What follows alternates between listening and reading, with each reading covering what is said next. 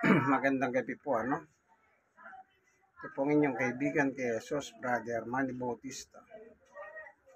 Po, nasa programa po tayong ang tunay na pagbubunyag ng katotohanan o salita ng Diyos ayon sa Biblia. Kaya mapagpalang araw po sa inyong lahat, ano, kaibigan.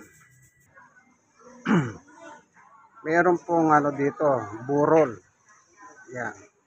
Ito po ay burolan ng barangay, ano, dito sa amin. Kapag mayroong patay, dito po talaga binuburol. Ayan, ano po, yun. Ano po, ang ating issue ngayon ay tungkol sa mga patay. Ano po? Yan, tungkol sa mga patay. Ayan, ano po, lamay po ng patay yun, ano, yung nasa likuran ko kanina. Kaya ko po pinakita sa inyo para makita po natin. Kasi itong issue natin ngayon sa gabing ito o sa araw na ito ay tungkol po sa mga namatay na tao. Ano po? Kung saan sila patutungo ayon po sa kasulatan. Minsan pa, ito pong inyong kaibigan kay Jesus, Brother Manny Bautista. Pagpalang gabi po kaibigan, ano? Ito po minsan pa ang inyong kaibigan, si Brother Manny Bautista. Nasa programa po tayong ang tunay na pagbubunyag o katotohanan ayon sa salita ng Diyos sa Biblia. Ang ating pong paksa ay tungkol po sa namatay. Ano po? Panginoon Diyos, samahan mo po kami sa aming pag-aaral sa gabing ito. Pagbubulay ng kasulatan. Buksan mo po ang puso at isip ng mga nanonood ng video ito. Na kung may kabigatan man po ang buhay nila, Panginoon Diyos, yung paghahanin. O kung mayroon po silang mga iba't ibang karamdaman o suliranin, iyong pagalingin po sila, Panginoon Diyos.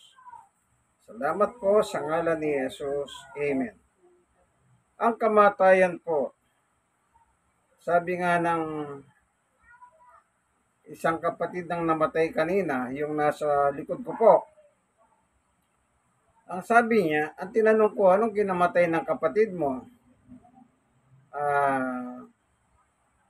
Ano po daw ha, pumutok yung ugat sa malapit sa mata.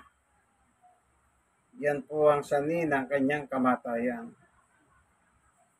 Pero kanina meron pong dumalaw na mag-asawa, tinanong nila kung ilang taon na. E nakita po namin sa petsa, nasa 60 anyos po. Kasi 60 lang po, no? Kaya sabi nga namin, hindi man lang niya napakinabangan yung benepisyo ng senior citizen. Ano po? Kasi 60 niya lang eh. Ano po? Yan.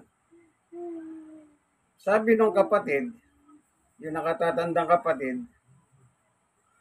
yung kamatayan, hindi natin alam kung kailan darating, sabi niya. Totoo nga po yun eh. Talagang hindi natin alam kung kailan darating.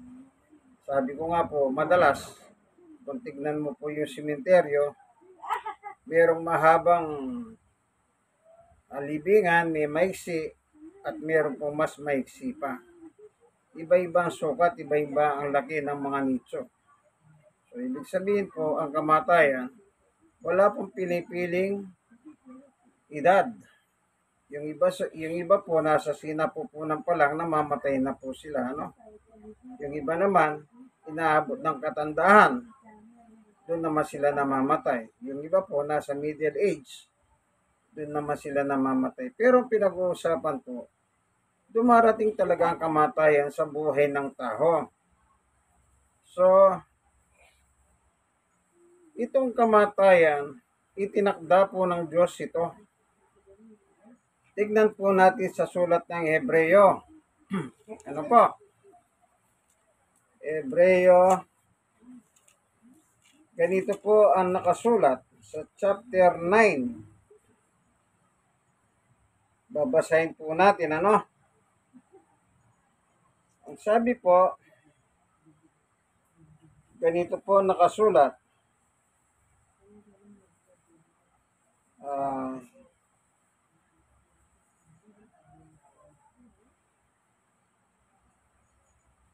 Ito, Hebreo 9:27.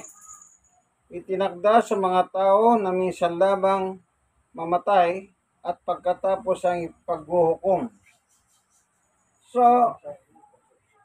kaya po pala uhukuman ng tao pag ang tao dumating po sa kanyang takdang panahon ng kanyang kamatayan. Ibig lang pong sabihin, yung tao po, hanggat nabubuhay, hindi po siya inuukuman ng Diyos or pinaparusahan. Kasi merong ibang tao nagsasabi na sila po ay pinaparusahan, lalo na kung dumaranas sila ng iba't ibang karamdaman. Para bang sinisisi nila ang Diyos kung bakit sila dumaranas ng iba't ibang problema sa buhay dahil pinaparusahan daw sila ng Panginoon Diyos. Ganyan po ang iba sa mga tao ang kanilang paniwala. Pero hindi po gano'n ang Diyos. Yung meron po ako nakausap minsan na may tukod, naglalakad, malayo pa nakita ko na po siya, stroke patient ito kako. Tinanong ko siya kung anong kanyang karamdaman. Yun nga po, stroke siya. Sabi ko, ilang taon ka ng stroke kako? 5 taon na. Ayan. Alam niyo po ba yung lalaking yon ang sabi niya?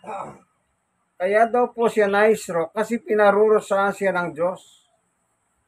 Sabi ko sa kanya, nagkakamali ka dyan, kaibigan kako.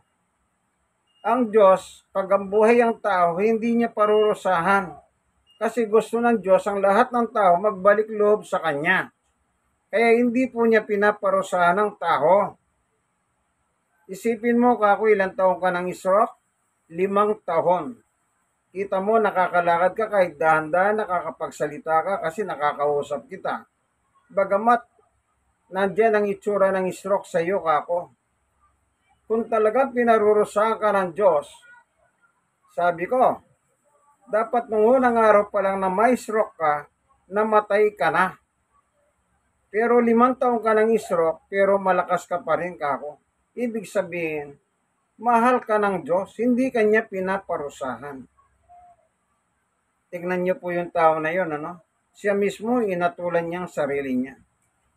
Pinarurusahan siya ng Diyos. Tinanong ko siya, nung bago ka may stroke, anong lifestyle mo kako? Ang buhay mo ano kako? Alam niyo po ba, sagot niya, nabubuhay po ako sa bisyo. Ayun ang dahilan kaya ka na-stroke dahil sa kakabisyo mo. Kako. Yun ang rason kaya ka na-stroke. Kasi nga, puro ka pala sa bisyo. Pero sa Biblia po, doon sa Mateo 4:4, ang sabi ng ating Panginoong Yesus, kailangan habang tayo nabubuhay sa mundong ito, anong sinabi ng Panginoong Yesu Kristo? Ganito po ang kanyang pahayag. Balikan natin mamaya yung Hebreo. Ano po? Dahanan lang natin ito. 4:4 ng Mateo. Ngunit sumagot si Jesus na susulat, hindi lamang sa tinapay nabubuhay ang tao, kundi sa bawat salitang nagmumula sa bibig ng Diyos. Ayun. Tayo palang mga tao, habang tayo nabubuhay, ang sabi ng Panginoong Yesus, hindi lang tayo nabubuhay sa tinapay. Yung tinapay po yung pagkain, ano?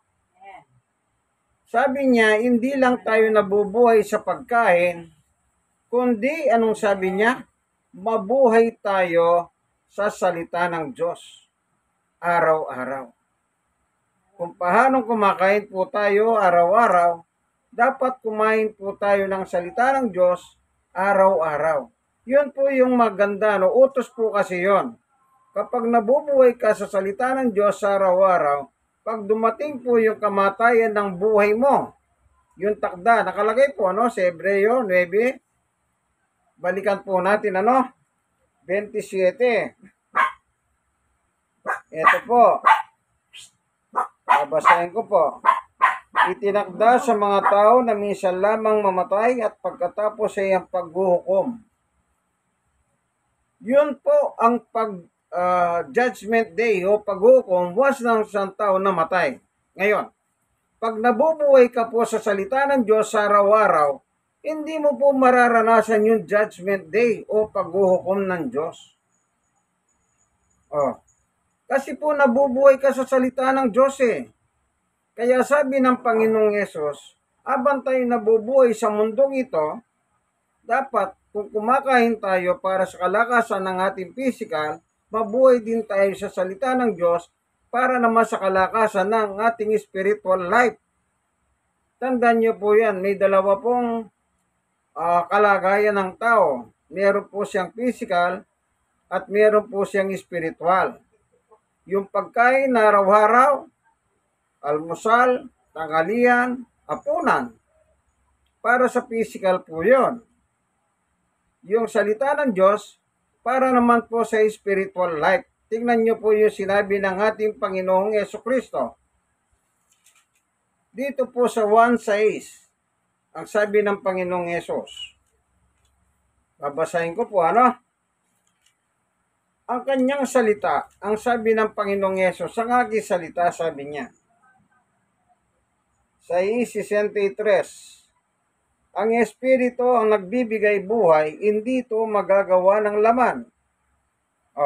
Yung laman yun sa physical. Ano daw po ang bumubuhay sa tao? Spiritual, hindi po yung sa laman. Kapag kumain ka, yung laman mo malakas. Pero pag hindi ka kumain, iina po, ano? Pero hindi po yun ang supplement ng buhay. Okay, tuloy tayo. Ang Espiritu nagbibigay buhay, hindi ito magagawa ng laman. Ang mga salitang sinabi ko sa inyo ay Espiritu at ito ang nagbibigay buhay. Alin daw po yung supply ng buhay o life giver? Wala pong iba kundi yung salita ng ating Panginoon, ang salita ng Panginoong Jesucristo. Maliwanag po, ano? Tayong mga tao, kailangan natin yung spiritual food. Ang tawag po dyan, spiritual food, life giver. Para yung buhay mo pang loob, yun po ang kailangan niya, life giver. Ano po yun? Yung salita ng Diyos. Amen po ba, kaibigan? Yan. Kaya tayong mga tao, dalawa po ang ating nature, spiritual at saka physical. Okay. Kapag nabubuhay ka sa salita ng Diyos sa araw-araw, paano mo sinisimula ng salita ng Diyos sa iyong buhay sa araw-araw? Siyempre, para magtagumpay ka, anong gagawin mo? Simulan mo sa isang panalangin. Ano po? Kasi lahat ng tao, ano man ang gawin natin, lahat siya nagsisimula sa pamamagitan ng isang panalangin. Kailangan mayroong panalangin tungkol sa Diyos, sapagkat yan ang magbibigay sa atin ng kalakasan ng ating Panginoon Diyos. Kagaya na nakasulat po dito sa Thessalonica chapter 5. Ano po sabi ni Apostol Pablo sa kanyang sulat? Basahin po natin sa 16. Magalak kayong lagi. 17, palagi kayong manalangin. 18, at magpasalamat kayo sa Diyos sa lahat ng pagkakataon, sapagkat ito ang kalooban ng Diyos para sa inyo, sa inyong pagkikipag-isa kay Kristo Jesus. Ano po yung panalangin na may pasalamat? Yun po'y kalooban ng Diyos. So anong dapat natin gawin? Simulan po natin sa panalangin sa Diyos na may kasamang pasasalamat. Yan po ang magiging way of life ng kalagayan mo through prayer. Ang prayer po, ito po yung nag-uugnay sa iyo at sa Diyos. Kapag nanalangin ka, sa Diyos ka dumudulog. Huwag po kayong manalangin sa mga santo. Santa, magkakamali po kayo dyan. Hindi po sila parte ng ating buhay. Tapos na po yung buhay nila. Mga patay na po sila. Kung sila man po tinawag na santo o santa, hindi ibig sabihin tayo po ay manalangin sa kanila. Sa Diyos lang po tayo manalangin para palakasin tayo ng Diyos sa ating spirituality. Ano po? Kasi kailangan natin ang salita ng Diyos. Kaya kapag nananalangin ka, nag-uugnay ka sa Diyos. Inuugnay mo ang sarili mo sa Diyos. Yan.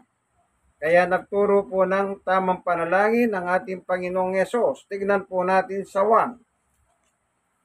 Nung nangangaral po si Jesus dito po sa lupa, tinuruan po tayong manalangin. Ganito po ang nakasulat.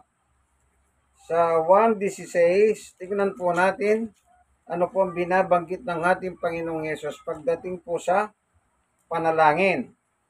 Dito po sa chapter 16 ng 1, sa verse, ito po, sa 23. Ganito po sabi niya sa second paragraph. Pakatandaan ninyo, anumang hingin ninyo sa Ama sa aking pangalan ay ibibigay niya sa inyo. Yun ang gagamitin po pala natin, ang pangalan ng Panginoong Yesus kapag tayo po ay lumalapit sa Diyos. Parang ganito po, halimbawa, meron kang karamdaman, kausapin mo ang Diyos.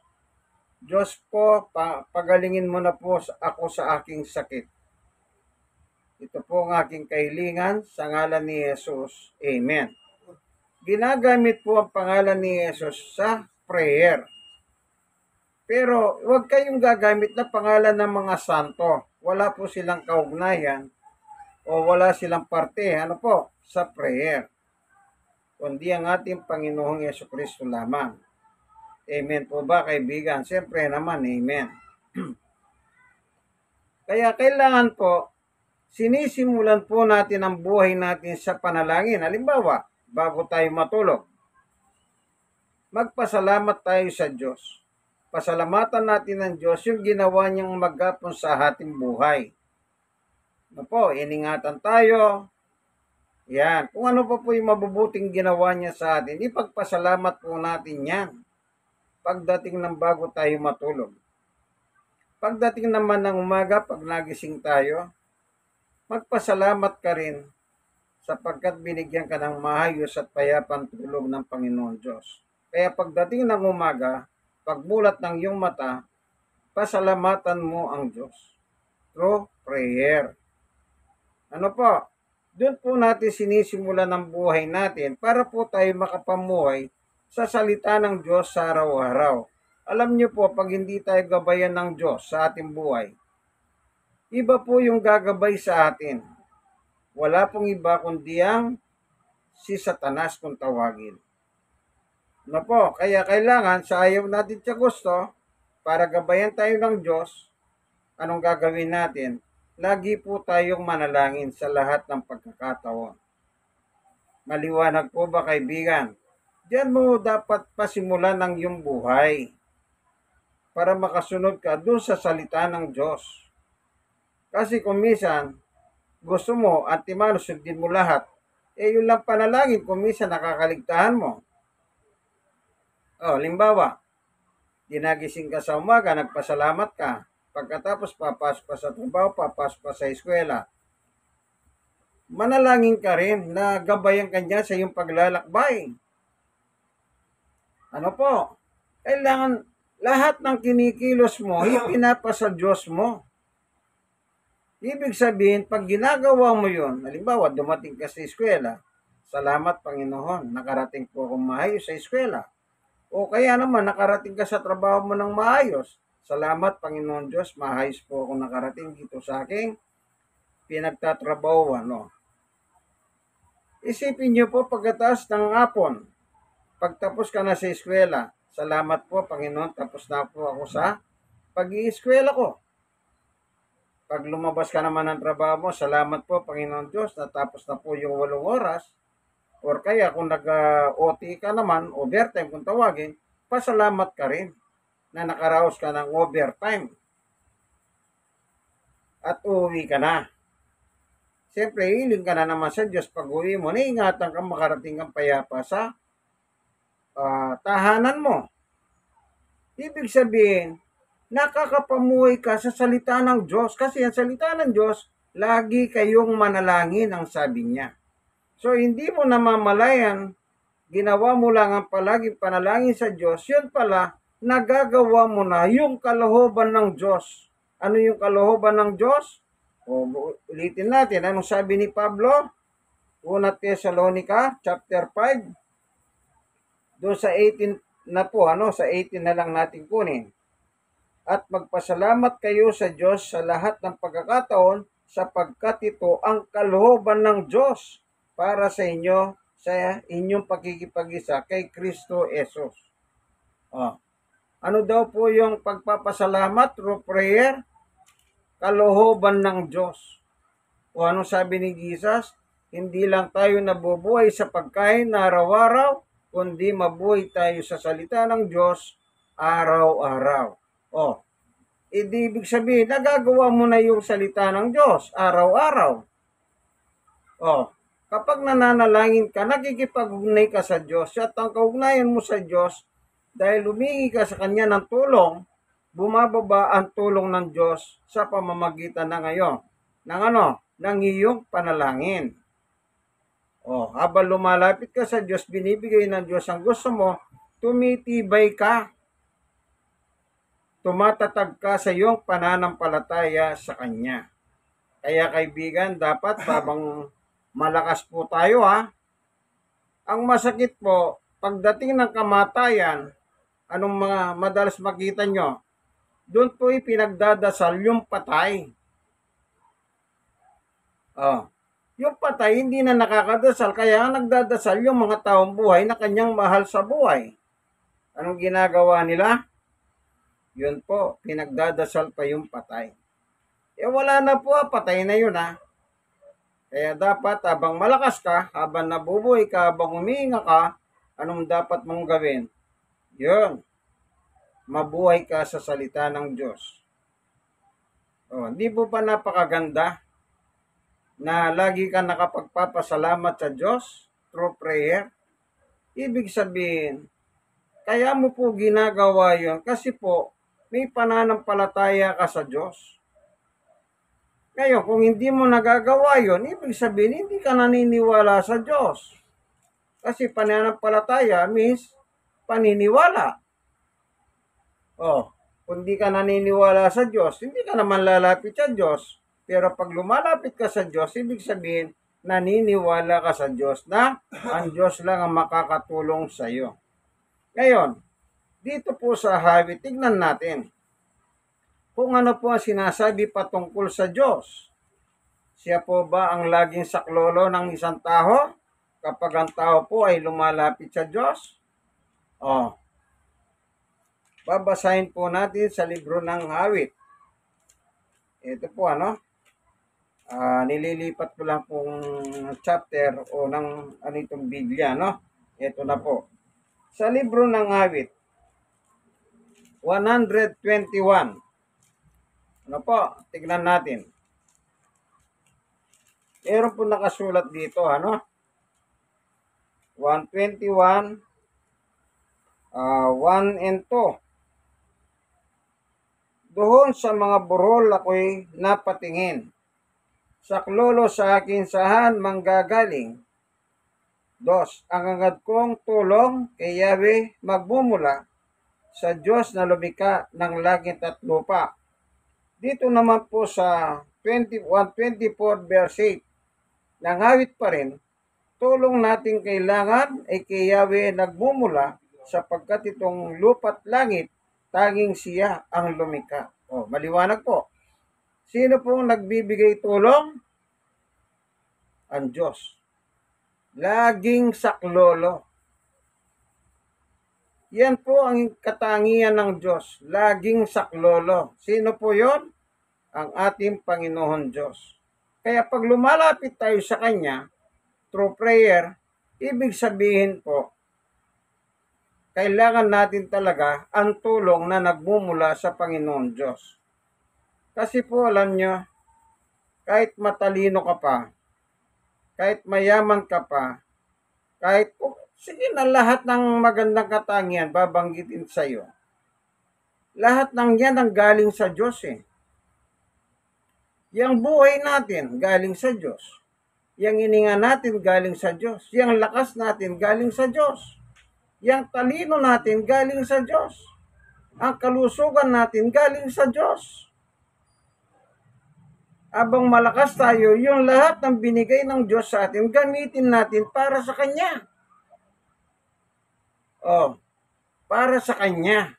Para kung pagdating ng panahon, dumating man po tayo sa tawag ng kamatayan, hindi po nag-aalala ang ating mga mahal sa buhay. Tingnan nyo po, kapag ang isang tao hindi po nabubuhay sa salita ng Diyos, o pagpatay pinapanalangin, nagmamakahawa sa panalangin, wala na, useless na po yun. Kailangan habang malakas ka. Ano po? Kasi yun ang nakalagay naman sa Biblia. Mabuhay tayo sa salita ng Diyos. Ano yung salita ng Diyos? Yun ay kalooban ng Diyos para sa atin, mga tao. Sino po nagbibigay ng tulong? Ang Diyos. Sabi ko nga po, ang buhay natin, hindi po galing kung kani-kanino yan. Galing sa Diyos yan. Ang lakas natin. Ganito po sabi ni Pablo sa unang Korinto. Basahin po natin sa chapter 6. Meron po sinasabi si Apostol Pablo. Babasahin ko po, Ito po. Chapter 6, verse 19 and 20. Ganito po ang nakalagay sa 19. Hindi ba ninyo alam ng inyong katawan ay templo ng Espiritu Santo na nasa inyo at ipinagkaloob ng Diyos sa inyo? Hindi ninyo paghahari ang inyong katawan. Ayun po, sa verse 20. Sapagkat binili kayo ng isang alaga, kaya't gamitin ninyo ang inyong katawan upang maparangalan ng Diyos. Hindi po pala natin paghahari ang ating katawan. Sino po nagmamayhari? Ang Panginoon Diyos. Kaya gamitin po natin ngayon ang katawan natin, ang buhay natin, na galing sa Diyos natin gagamitin. Maliwanag po ang sabi ni Jesus, Mateo 4:4, hindi lang po tayo mabubuhay sa pagkain, kundi mabuhay tayo sa salita ng Diyos. Yung katawan mo, gamitin mo para sa salita ng Diyos. Amen po ba, kaibigan? Di nakakatupad ka na ngayon sa utos ng Panginoong Yesukristo. Pag dumating na po yung takdang panahon ng ating buhay, hindi na po yung kailangan ipanalangin ka pa ng mga pastor, ipanalangin ka pa ng mga pare. Hindi na po. Kailangan dito pa lang sa lupa, abang malakas tayo, simulan na po natin ang ipaglingkod ng ating buhay through prayer and pasasalamat sa Diyos. Siya po ang may likha sa atin. Sino lumikha sa atin? Ang Diyos. Sino nagbibigay ng buhay? Ang Diyos. Tandaan niyo po sa kasaysayan sa Biblia, si Abraham po at saka si Sarah, yung asawa niya, bahog po yun eh. Pero anong ginawa ng Diyos? Binigyan sila ng anak. Ngayon po yung mga taong nabubuhay ngayon, ang daming humingi ng anak pero hindi po nagkakahanak. Yun namang iba, sobra-sobra kong manganak. Ang Diyos po pinagmumulan ng anak. Siya po nagbibigay ng anak. Hindi po kung sino-sino. Si Juan Bautista po, yung nanay niya. Si Elizabeth, bahog din po yun. Pero binigyan siya ng anak, si Juan Bautista. Isipin niyo po yun. Kaya ang buhay ng tao ay galing talaga sa Diyos. Kaya gamitin po natin sa Diyos yan. Hindi yung kailan patay ka na at saka ka pinagdarasal. Yung nakikita ko po, pag siyam, tinatawag nila 9 days, dasal. 40 days, dasal. 1 year, dasal. Pagkatapos taon-taon, ting November, dasal ng dasal. Walang katapusan pong pagdarasal sa patay. Wala na po yun. Makakapamuhay po ba ng hindi na, siyempre patay na. So anong dapat natin gawin? Habang tayo po'y malakas at may buhay, babuhay na po tayo sa salita ng Diyos. Kung hindi nyo pa po tinatanggap sa inyong puso ang ating Panginoong Yesus, panahon na po para tanggapin ninyo si Yesus. Ano po? Panahon na po. Ang Yesus po, ang anak ng Diyos, ibinigay para sa atin. Ang ibang ano lang po kasi, kumisan, pati po yung santo sinasama. Hindi na po kasali yan. Mga patay na rin po yung tinatawag na santo. Ang Diyos po, sa pamamagitan ng kanyang anak na si Jesus. Kaya panahon na. Kung hindi nyo pa sinusuko ang buhay ninyo, isuko nyo na po kay Jesus ang buhay nyo. Kasi, tandaan po natin, darating ang araw, mamamatay po tayo. Pero pag wala ka kay Kristo, paano ang iyong buhay? Isipin mo, wala ka kay Kristo. Alam nyo, meron po nakalagay dito. Babasahin ko po, ano? Ang sabi po dito, sa 1, tignan po natin, ano?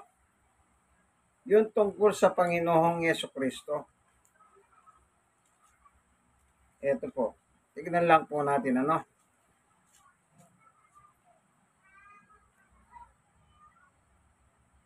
Ito po, sa chapter 15 ng 1, verse 5.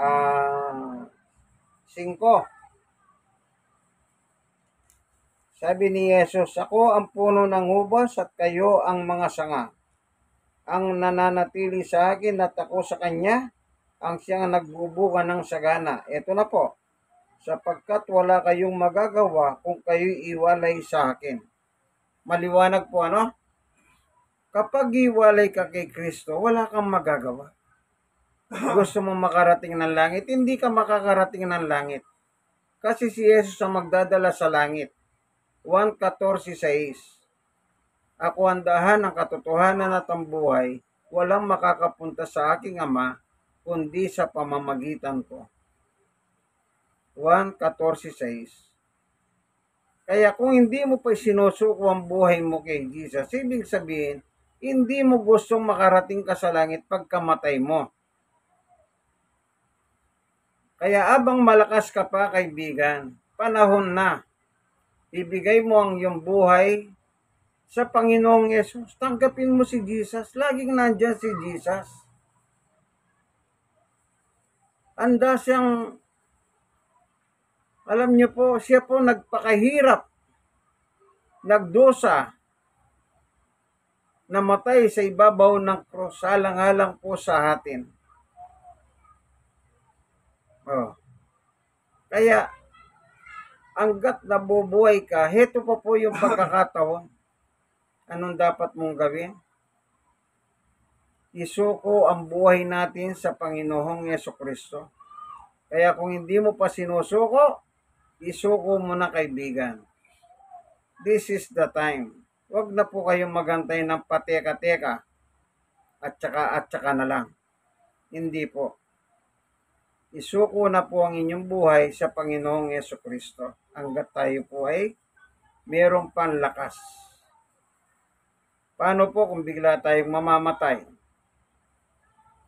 Sabi ko nga po, nakita nyo yung pinakita ko muna kanina, yung burol. Sino ba magsasabing mamamatay siya? Pumutok lang po yung isang ugat, patay na. Kita nyo po, hindi mo masabi kung kailan ka mamamatay. Pero mas maganda, bago dumating yung kamatayan sa buhay mo, masasabi mong nakahanda ka ng talaga. Kaya yung buhay po pinaghahandaan eh. Kaya yung mga tao sigurista. Bakit ko po sinabi sigurista? Nagpapa-insure po sila. Insurance. Ano pong insurance? Siguro. nagpapasiguro sila. Oh, para kung mamatay man sila, sigurado meron silang serbisyong diatahol. Pero ano yun? May liligtas ka pa ba ng insurance? Pagpatay ka na? Bagamat maganda po magpa-insure kasi mahal kayo ng serbisyo ng punerarya. Meron po ngayon leading serbisyo na magbayad ka habang nabubuhay ka. Uhulog ka monthly. Pag namatay ka, silang bahala sa'yo. Oh. Iba naman po yung siguro yung insurance para meron ka makuwang benefits at kung mamatay ka naman, meron ka rin makukuwang para sa iyong kamatayan. Ano po? Kaya tandaan nyo po, wala na pong kwenta ang siguro, insurance o yung inuulugan. Mas maganda po, habang nabubuhay tayo, mabuhay na po tayo sa salita ng Diyos araw-araw. Upang sa ganon, dumating man po yung takdang panahon, mamatay po tayo, hindi po tayo nag-aalala na kung saan tayo makakarating. Kasi po, nangyayari kasi, alam niyo po, pag namatay ang tao, dalawa lang po patutunguhan. Langit, impyerno. Yun po yung sinasabi sa Hebreo 9:27. Itinakda ang tao sa kamatayan at pagkatapos ay ang paghuhukom. Hukuman po tayo ng Diyos. Ano yun? Pag namatay ka, hindi ka nakasunod sa gusto ni Jesus, doon ka sa apoy ng pagdurusa. Pero pag nakasunod ka naman, doon ka po sa paraiso ng Diyos. Di po ba napakaganda? Po, tandaan nyo po yan. Kagaya na lang po yung namatay doon sa Lucas chapter 16, verse 19 hanggang 31. Ano po ang nakalagay doon? Yung isa, yung mayaman namatay, nasa dako ng pagdurusa. At yung naman pulubi, na si Lazaro, nasa paraiso naman po siya. Pareho po silang namatay, sabay naman na namatay na doon pinakita ng Panginoong Yesus. Meron po silang pinagmulan. Ay meron po silang patutunguhan. Ano po? Ang bawat isa. Dako ng pagdurusa, apoy. Kasi sabi niya, nagdurusa ako. Yun namang isa, nasa paraiso. Inaaliw siya sa paraiso. Ano po? Kaya, ikaw kaibigan, saan mo gusto? Saan mo gusto? Langit o impyerno? Nasa iyo po yan. Nasa inyo po yan. Kasi kanya-kanya po tayong pagharap sa hukuman pagdating ng araw. Basahin ko po. Aarap po tayo sa hukuman ng Panginoon Diyos. Wala po tayong yung sinasabi niya, bahala na. Ay, wala po yun. Mahihina yun pag sinabi mong bahala na. Ano? Wala po yun. Dito po. Dito sa 14:12 ng Roma. Kaya't bawat isa sa atin ay magbibigay sulit sa Diyos. Kita nyo? Saan tayo magbibigay sulit? Sa Diyos na may gawa sa atin. Sino yung Diyos na ito? Ito ang laging saklolo na may gawa ng langit at lupa. Kaya, habang buhay po tayo, tanggapin po natin si Jesus,